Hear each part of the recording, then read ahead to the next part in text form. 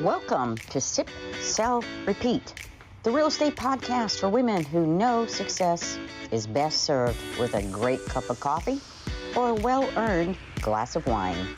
I'm Dr. Cynthia Tant, your go-to real estate expert, here to help you navigate the market with strategy, style, and a little bit of fun. Whether you're flipping your first property, scaling your portfolio, or just dreaming about your next big move, this is the place for you. So grab your drink of choice, settle in, and let's sip, sell, and repeat our way to success. Let's get started. Welcome, everyone out there. I'm Doc Cindy. I want to thank you so much for hanging out with me tonight and for showing up early. I'm Dr. Cynthia Tant, and I've had the privilege of working in the real estate industry for 30 years, just local here in the Pensacola Panhandle area. I've been an investor, realtor, broker, property management, B&B specialist, been assisting probably over 500 homeowners to successfully navigate selling and buying their homes in the Pensacola area and also during all kinds of crazy market conditions. So what I've learned is that sellers, that's what we're talking to, sellers who succeed in this shifting market are the ones that adapt early, plan smart, and avoid the traps that others fall into. So I'm eager to share these selling ideas with you for best practices, best tactical and nitty-gritty bits of advice. So do me a favor, if all of you are in Pensacola to sell a home, or do you have other homes that you're interested in learning about, or just specifically the Pensacola market? Just listening. Can't come off. What? Okay, so just listening. Pensacola can't come off mute. That's okay. And that's right. That's fine. If you're planning to sell or even thinking about it, I want to make sure that you get questions answered. We're going to wait till the end. So if you will make sure that you go into the chat there like you are right now, that's great. And understand how to ask those questions. So any questions that you have, just put the message in there and I'll save them for them. So whether you're thinking of possibly selling your house shortly this month, this year, or just exploring your options, we hope that today you'll be able to learn enough to save you time, stress, and potentially thousands of dollars. So let's go on. Right now, if you want to be interactive with me, you're more than happy to be interactive with me on the video. It's not a problem, but I understand it is 7 o'clock at night and you've probably had a long day at work. You may have some other things going on with home, and that's fine. All right. It's totally fine. And if you prefer just to stay off the camera, that's fine too. Now, I know that you may not be able to stay the whole time, and that's not a problem. So we already have gone through, both are on the chat box, put up some questions in there, so get ready to go. And then if you want a future consultation with me, go ahead and you'll see the link there, gchepensacola.zoom webinars, and book a appointment with me. And I will be glad to get on with you and go with more details. So basically what we want to do tonight is to help you feel comfortable and at ease with the home selling process and in today's market. So let's go. So first off, what should we expect? All right. Now, if you may have been working the market, you may have been looking at the market, maybe not, but we want to begin with looking at a quick look on how the housing market has changed over the past 12 to 24 months. And I know probably if you have been looking at the market, you have really actually seen what's been going on in this area. There is still a need, though, for houses that have priced right. So if you're looking to sell a home, getting that pricing is very important. If you've been watching the headlines, now you know, talking to your neighbors, headlines, that things aren't quite used to be what they were in the past. And we know interest rates are up. We know that the properties are staying on the market longer and that buyer urgency is down. So today, what we're going to dive into, the main part of the webinar, are the 5 most common mistakes and most costly mistakes that our homeowners make. So, especially in a shifting market, because right now we're pretty neutral, possibly going into a buyer's market here in Pensacola.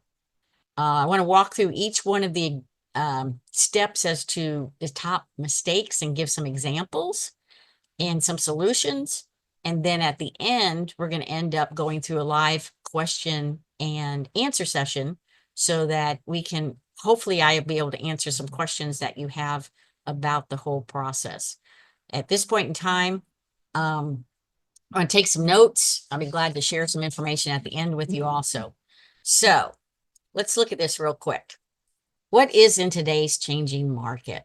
Real estate is local. And so people have to understand that what they're seeing in New York City or in California or in Des Moines, Iowa, it's not going to be the same here in Pensacola. Now, there are some, I guess you would say, standards, some things that are happening around the country. We do know the interest rates are up, that causing buyer urgency to be down. We also know there's longer days on the market, and we also understand that strategic pricing is very important at this stage. So what are we going to do about it? All right. And I believe we've got a question, Ann and Debbie, both. We have a small group here. I appreciate you being here. So as the market shift, the interest rates, what has happened? They have risen from historic lows. We know we're at about 6.7 right now. Because of that, what's happening is the buyers are not able to qualify for as much for a house. So they are being a little bit more cautious than a year or two ago. And what's happening is because their affordability has gone down, we're seeing in the market much fewer offers. Okay. Because of this, the buyer themselves is more price sensitive. They're not going out and feeling that they have to buy today because the houses are not going to be around and I want to get an interest rate of 2.5%. So we're seeing that happen, but it's not a panic market. A lot of people have mentioned, well, can we still sell our house? And yes, you can still sell your house. But it has to be basically, we'll get to a little bit more things in the future, but the purchasing power for the buyer is a little bit less. And now we're seeing the buyers that are out there and they're negotiating more. They're negotiating on closing costs, they're negotiating on repairs and more credits. And it isn't a panic market. Please don't think that. It is a cautious one, however. So when we start looking at the time on market is another situation. Homes are taking longer to sell. Before they were flying off the market, a couple of years ago was just amazing at how fast the houses were just going off the market, multiple offers. The price was like whatever you said, even with your firstborn child, people were throwing that in. Just teasing, but that's what it felt like. Pensacola market now is much more balanced because of the higher price points for houses in Pensacola. We are in the state of Florida. Pensacola has the highest different percentage-wise of people with houses on the market and people who locally can afford the house's price right now. That's why the sellers have having to readjust their pricing and readjust it in the beginning of when they put it on the market. And also strategically presenting, how do we plan and put your house on the market at this time? The biggest thing that most people address right now is price drops and what's happened. We're going to talk about number one mistake is overpriced homes. So what happens is if you price your home first, it ends up being overpriced, I should say. It ends up being longer on the market, and therefore we add more price cuts. And as you add more price cuts, you meet that momentum, that initial momentum when the house comes on the market. The first 2 weeks to a month, 30 days, 45 days, that is crunch time on getting your house sold. And if you have been on the market and looking at what's been going on and maybe in your area, whether you're in the East Hill area or out the west side of town, or maybe up in Beulah, even specific hyper local areas in our location in Pensacola are different.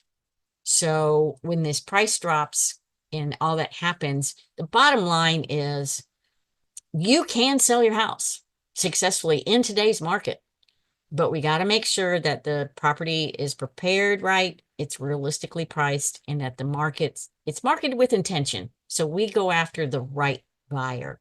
So with keeping that with the market ideas and what's happening in the market today, let's look at mistake number 1, overpricing your home. Now, first off, let's start with, how can I say this? During the peak of the pandemic, housing boom, sellers could list their house for anything they wanted, and they could get anything they wanted with the multiple offers. That market is gone. Okay. And I don't know if that'll ever be back again, but the old market allowed sellers to list their houses higher. But today we know the market's much more price sensitive. The buyers are paying very close attention to value, and they have more time and more choices. So they're not rushing into offers the way they were in 2021. And then when a house is clearly overpriced, because up to 95% of the people, buyers, are coming from the internet first, they're doing their research. So they know that the house, why is this house priced like this when the neighbor is priced like this, the other price? And what happens too is if a house is overpriced, then the listing goes stale. And you as a buyer, let's think now, instead of being a seller, let's think of being the buyer. If you've seen a house that's been on the market for 6 or 7 months, or in a case that I took over, had been on the market of a house had been on the market for 2 years, what would you think about that house? Overpriced, or there's something drastically wrong with it. And so those are the things that show up in the buyer's mind. So you as the seller, what do you start doing? Whether you're doing it by yourself as a for sale by owner, or whether you hire a professional real estate professional like myself, if it stays on the market and you start dropping the price,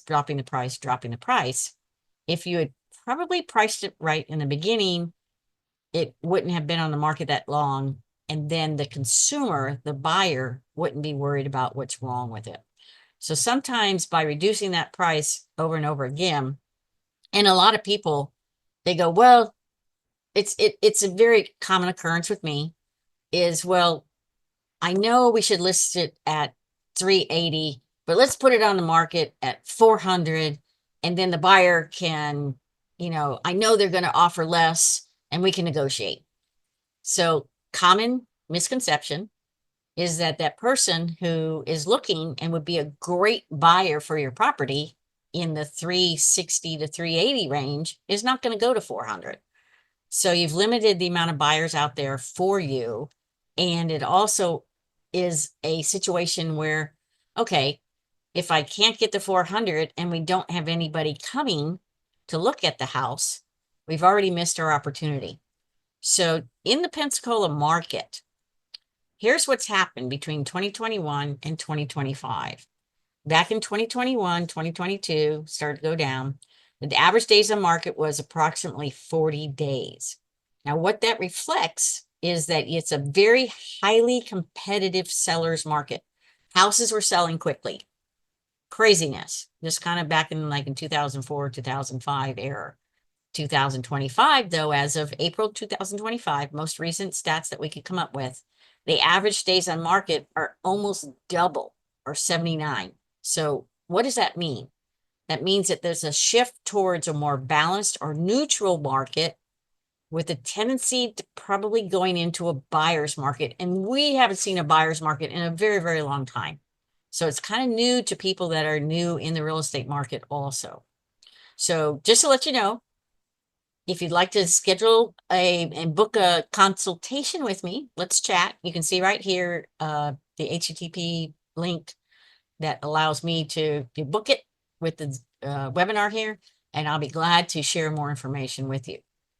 So what do we look at if now our houses are staying twice as long in the market.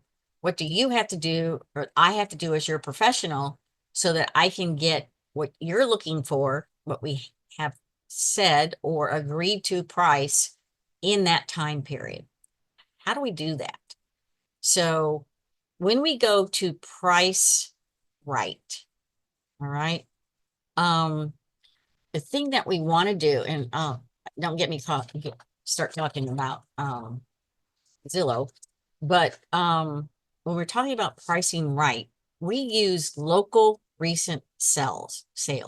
And that's within the last, we're doing about 5 months now. You can't go back 2 years and look at what the pricing was back then. We do a comparative market analysis with local recent sales. I suggest this. Most sellers kind of don't agree with me, but if you really want to know what your house is worth, you would get a professional like myself to give you market analysis, or you could pay for an appraisal, and those are about $650 to $700.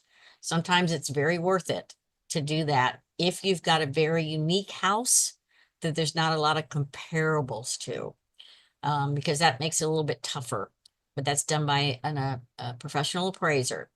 So we also, I don't know, I'm sure that you have used Zillow and looked at the guesstimates. Oh man, I won't go off on Zillow. Let's just say that I won't do that. But so we have proven and shown that sometimes there's estimates are 10 to 15% off in what we as professionals know with the market, especially the hyper local searches that we're doing, and we're preparing your CMA for you. We want to make sure that we price your home so that it's priced competitively. And if it's priced competitively, what's going to happen online? More people are going to click on it. You're going to get more showings. It's going to create a sense of urgency. I don't know if you've looked at sometimes a listing, and you can see the number of views, and it's like, oh my gosh, 300 people have seen this. Well, if it's still on the market 60 days later, but 300 people have viewed it, what if you as a buyer is looking at it? Probably overpriced at the time. So, but if we get more clicks, we get more showings, we create that sense of urgency, and then we can today actually lead to multiple offers. May not be 12 or 13, but one or 2 or 3 is multiple. So, but it's all about perception and positioning. But if you get it right, you set it up right, you get a faster sale, and you have stronger negotiations with the buyer themselves. So at this point, what is going to assist you to have your home better on the market, be more competitive? People do mistake too. Skipping the prep work. As is sales, anyone who's doing as is sales, it's fading. Buyers want clean, staged, move-in ready houses right now. Small fixes are okay. They're going to have a big return for you, which I'll share with you in just a few minutes. But very, very evident that the buyer today, unless they are an investor or they enjoy, right now we've got someone that's fixing up the house. They said they wanted to. So they're taking this 3,300 square foot home, and which they got a great price on, and they're doing all the work themselves, but they've done it before in the past. So they wanted a fixer up as is sale. But most buyers today, they want to move in. They can visualize their furniture. They want to keep moving. They do not want to do the fix ups. But let's see, how can you as a seller prep work, declutter? I know some people, you've got all your personal pictures. Of course, you're living in your house, and it's very hard to get rid of things. But the less you have in the house, or the less you depersonalize it and clean it, carpets cleaning, things like that, fresh paint, just a little bit. You don't have to go through a whole rehab job, as we say. We just have to get it so it sparkles. The other thing is, when we go to market, better photos. Oh my gosh. And I know if you're out there searching online and you look at some of the pictures, you can tell yes, we all have iPhones as real estate agents, but it's much better if you have a professional photographer. It still makes such a big difference on how your perception comes off as better photos. I had somebody I had somebody come to one of my houses one day and are you sure this is the same house? I said, it sure is the same house. But the pictures were so good that when they got into the house, they go, well, this kind of shows lots better in the photos than it does in person, which I don't know if that's a good thing or bad thing. But the person actually bought the house, so it worked out for us. But they were so impressed with the photos. Um, Faster sales also, they're going to give you stronger offers. So the whole concept here is you're presenting that home to that right buyer. There's going to be a lot of buyers that are going to come through the homes and they're going to look, but then you're going to find one that really, this is my home. Like the one I was just saying, talked to this young couple that has just moving in. They go, we're not moving again. This is it. We're done. I said, okay, but they're doing a lot of work on their own. So if we want to, we have to do prep work. And the reason being is perceived value. If the buyer is flipping through the pictures online and they're in Zillow and they're looking at the estimates and then they're going over to realtor.com, maybe it just depends on who uses Redfin, realtor.com, and Zillow seems to be the gorilla in the room, is they're going to schedule a showing because it's something that they see that they want to be with, and they want this house. They want to go see this house. They've scheduled a showing, then they're going to make a stronger offer, and they're going to feel more confident during the inspection process. If the house is prepared well, it's going to show well. Big thing, and I forgot to mention this, and this is so important, landscaping.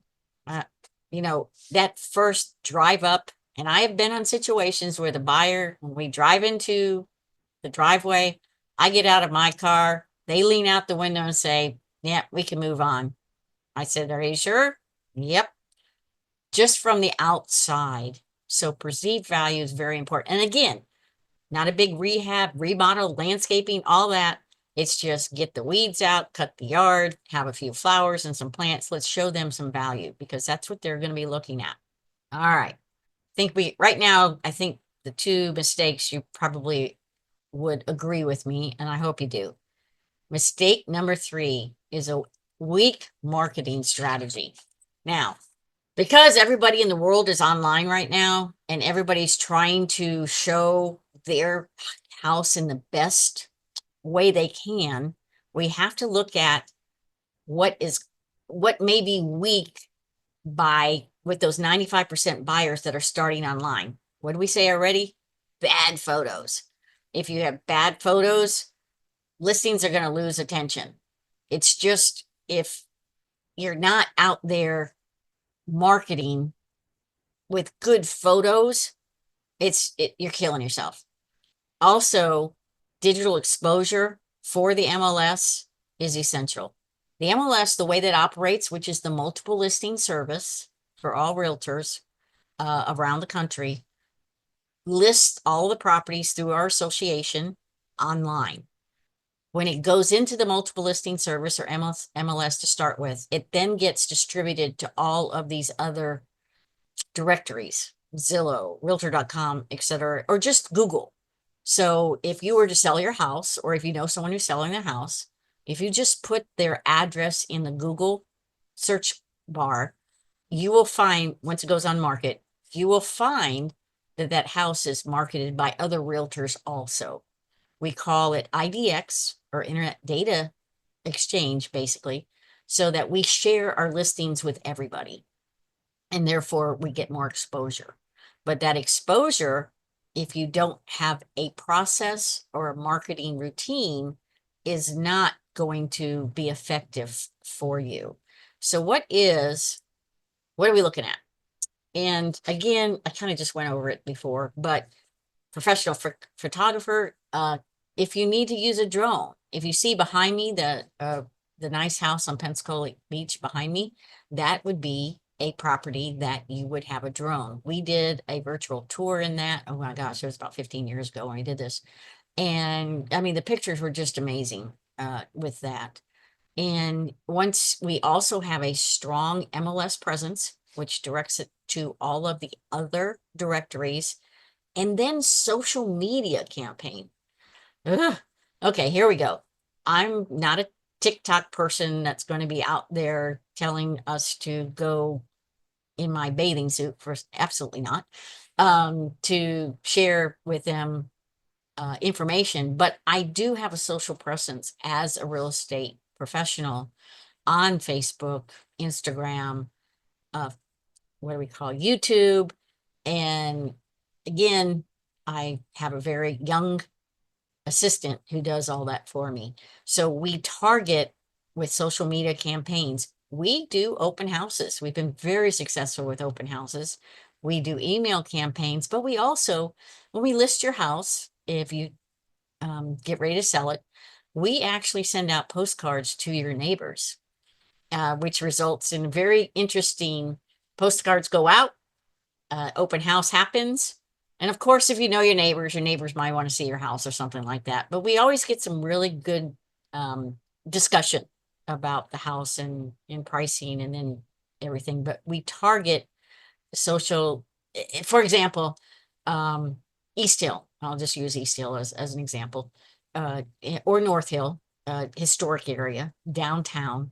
It's going to have a very different feel and a very different buyer than person that may be up in Beulah, near maybe Federal, maybe someone who wants land in cantonment. It's things like that. So we do some targeted social media and also email campaigns. So right now, why does that matter?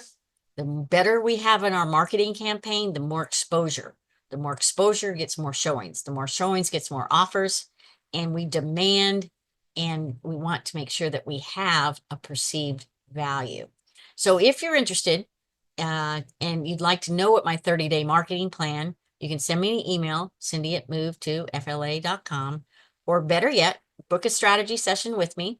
And that would be, you can see it right there, gchepensacola.zoomwebinars.net/book.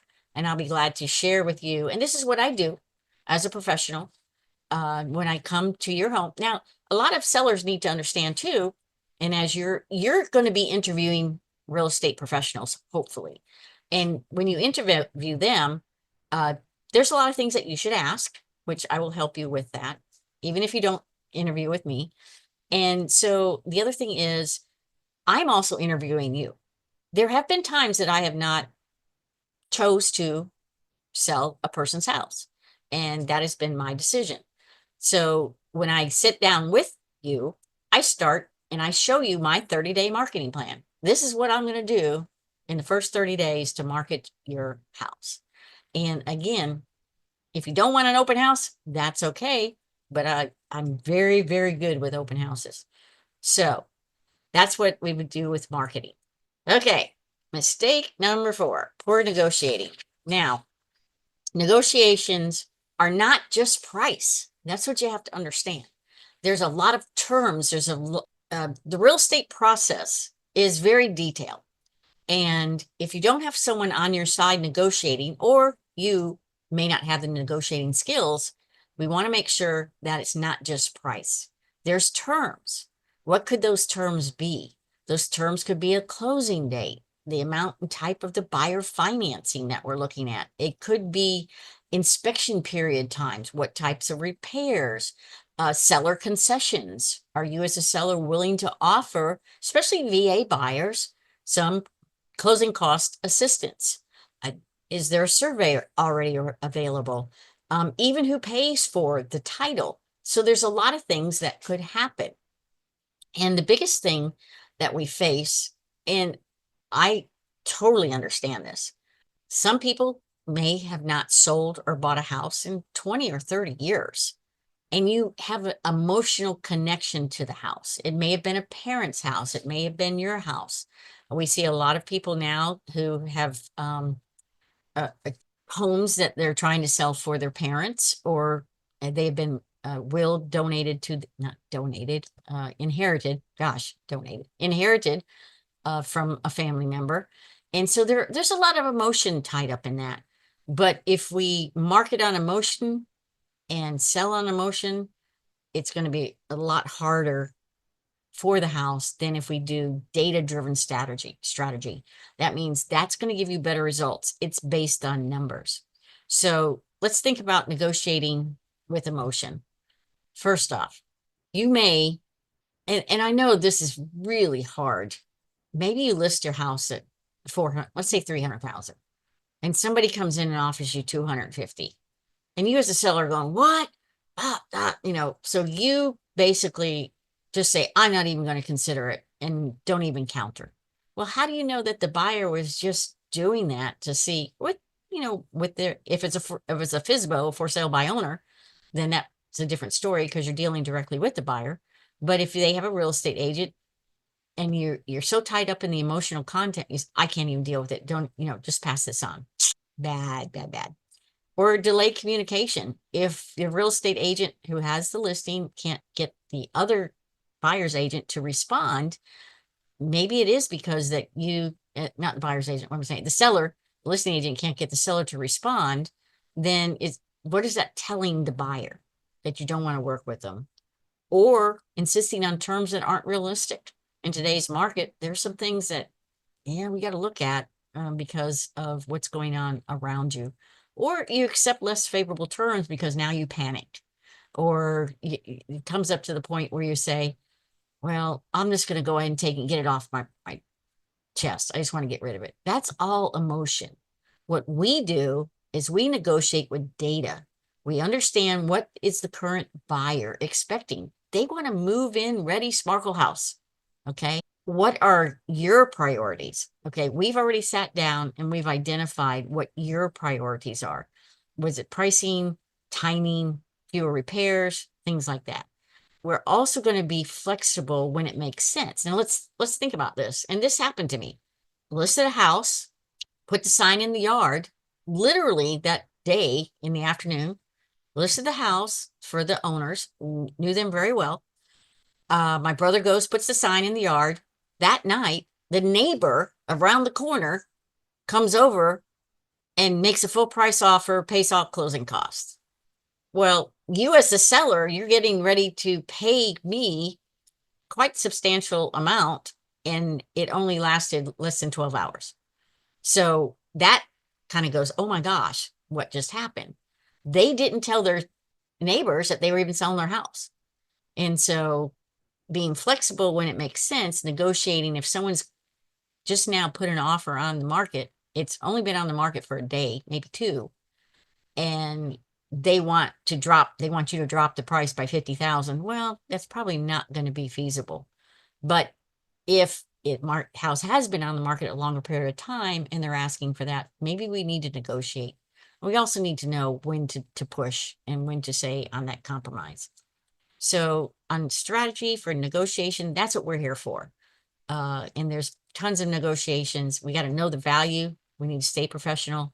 Now, if you are, I'd like to point out, if you are going to do for sale by owner, and make sure that you know how you're going to respond. And what I mean by that is if someone does, make a very lowball offer and it gets you upset, just respond very professionally and say, well, we may consider, but this is what we'd like to do. That is all left up to you, real estate professional, or if you're doing it on your own, make sure that you get a little bit of practice, maybe talk to an attorney, something like that. Be prepared. Now, here's where we get to ignoring the fine print. I don't know how many of you have been in contractual deals before, but this is a contract, and it's probably the biggest contract of your life that you may sign, unless you're in business and have some bigger amounts of money. But you're going to be signing contract that it is legal. There are disclosures. There are time limits. There are inspections. There are all things to do. I like to consider, and I tell my sellers, I say, think of this as a wheel, of a bike wheel with the spokes. I am your representative, your real estate professional. I have got to coordinate not only you as a seller, but I've got to also coordinate with the title company. I've got to coordinate with inspections. I've got to be working with the buyer's agent. I've got to be working with a termite. I've got, if there's a repairs to be made. So all these spokes are being off the top of the tire.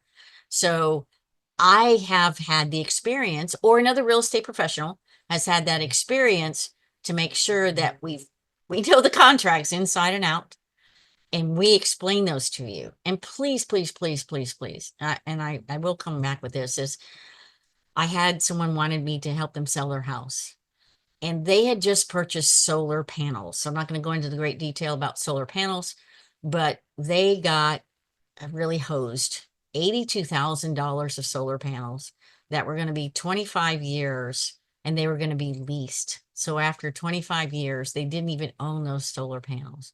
But their salesperson kept telling them, well, your electric bill is only going to be $200. That's what you're going to pay, $200. Or it's not going to be, it's going to be more than $200 a month in the future. And you're only going to be paying $200 a month for these solar panels. But no, that was not true. They did not read their contract. They had a 3% increase every year in their loan. They couldn't get out of that thing if they tried. The way they, I won't even get into the details, but it was a mess. And I felt so sorry for them, but I could not help them. FHA, VA would not, as a loan package, would not do a loan on a house with leased solar panels. So they're looking at $82,000 of solar panels. I felt terrible. I was not consulted before they did that. So please read it, because one error is could end up losing the deal for you, and especially for sale by owner sellers. Still get a lawyer if you're going to try to do it on your own. All right. So what is that legal checklist? Up to date state specific contracts. I received an offer just recently, about 2 months ago. Someone had pulled off a real estate contract off of Google.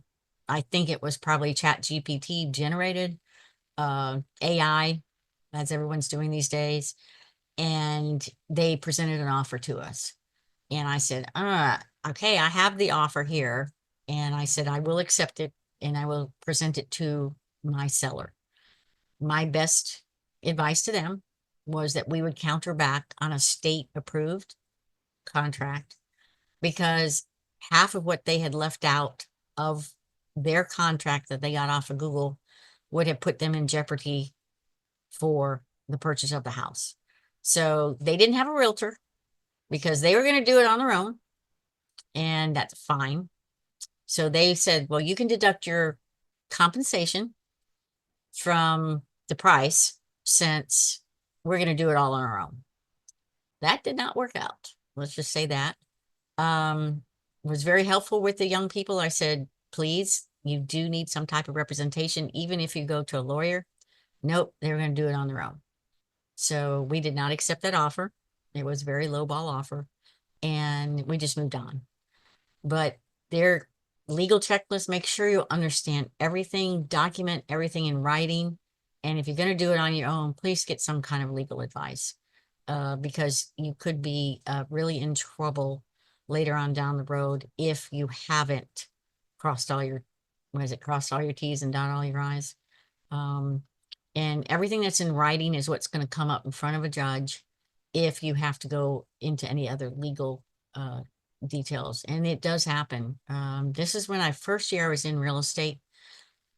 Fortunately, the real estate broker went to bat for his agent, and it was a mess. But they had all the paperwork and they won. But it was a $65,000 case. It was on a $3 million house. So I won't get into details, but it was crazy because the real estate professional did everything that she was supposed to do. Had to go through court.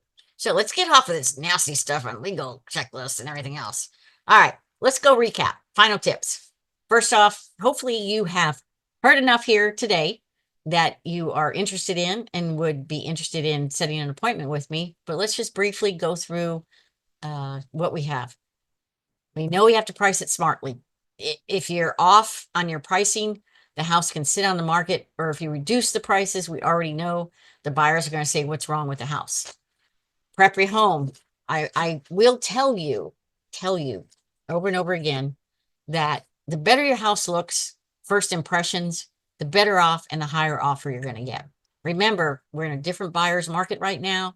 because of that, they are taking their time and they don't want to be the one to do all the work in the house.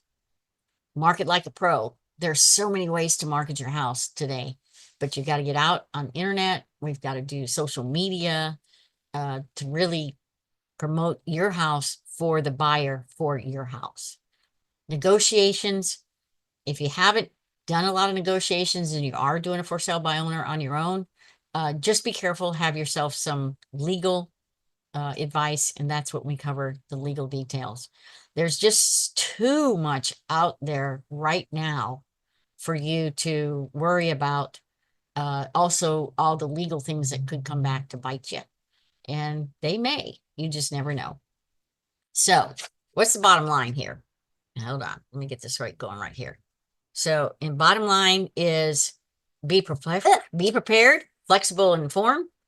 Success is still possible with the right strategy, and we have it. Book a consultation with me. Be glad to spend some time with you. And then thank you for joining me today. So I want to spend about 5-6 minutes.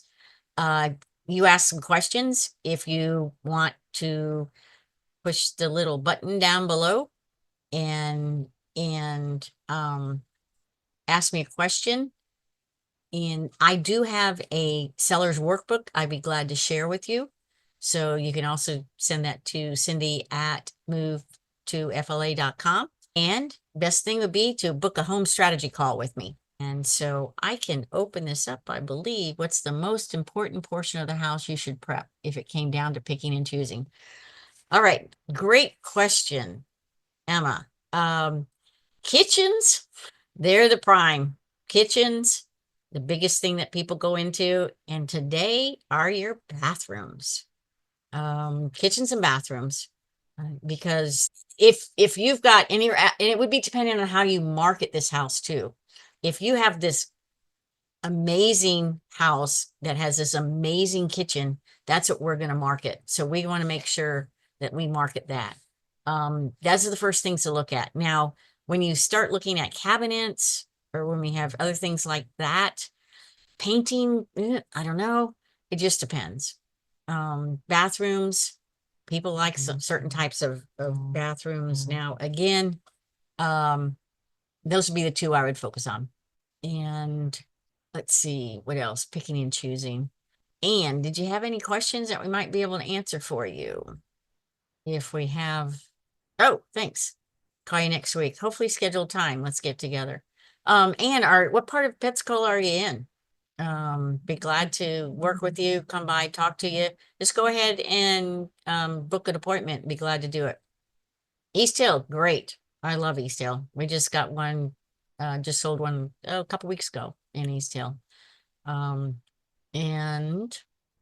I think, well, we're a little bit slow tonight. That's all I have to say. I hope that,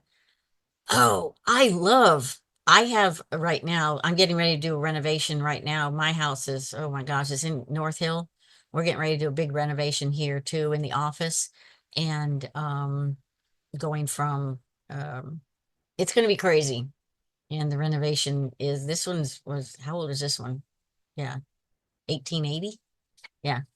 So I know there's a lot of wood rot and cast iron pipe still. I can't even believe it. But thank you very much, Anne. And Debbie was here. And I appreciate Emma too. Thank you very much for being here and asking questions. And I think that's it for this evening. Bye. Thank you. That's a wrap on this episode of Sip, Sell, Repeat. If you loved what you heard, don't forget to subscribe, leave a review, and share it with another powerhouse woman in real estate. Got a topic you want me to cover? Send me a message. I'd love to hear from you. Until next time, keep sipping, keep selling, and keep repeating that cycle of success. Cheers to you and your next big deal.